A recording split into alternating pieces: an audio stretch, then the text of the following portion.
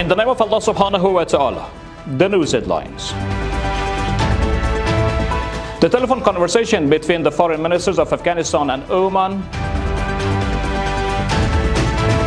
The continuation of war crimes by Pakistan's military regime on Afghan soil, 3 civilians martyred and 4 others injured. Welcome to our daily news package. It's Wednesday, the 22nd of Ramadan al-Mubarak, 1447, the 20th of Hud, 1404, and the 11th of March, 2026. The news details. Maulavi Amir Khan Muttaqi, the Minister of Foreign Affairs of Afghanistan, held a telephone conversation with Badr bin al-Busaidi, the Foreign Minister of Oman.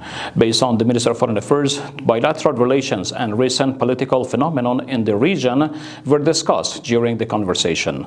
The ministry added that both sides described the recent tensions in the Middle East as concerning and condemned the aggression by the United States and Israel against Iran, as well as the expansion of the conflict to other countries in the region. The two sides also discussed the latest political circumstances between Afghanistan and Pakistan. During the conversation, Maulavi Muttaqi explained the position of the Afghan government regarding the Pakistan's aggression and the defensive countermeasures taken by the Islamic Emirate. Maulavi Hamdullah Fitrat, the deputy spokesperson of the Islamic Emirate, states that the war crimes committed by Pakistan's military regime along the so-called Iran line continue, with Afghan civilians suffering casualties and damages in the provinces of Paktika, Khost, and Nuristan. Following the attacks, 3 civilians were martyred and 4 others injured in the villages of Kut in Dandapatan, the district of Paktika, and in Zazimaidan, the district of Khost. Based on the statement made by Maulavi Fitrat, several houses were destroyed due to mortar and D-30 artillery shelling in Shekin, the district of Paktika, Kamdish, the district of Nuristan, and Zazimaidan, the district of Khost.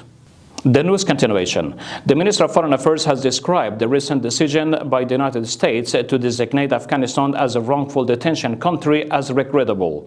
Abdul Qahir Balkhi, the spokesperson of the Ministry of Foreign Affairs, stated that no foreign citizen in Afghanistan has been detained as a bargaining tool, and that some individuals have only been arrested for violating the country's applicable laws.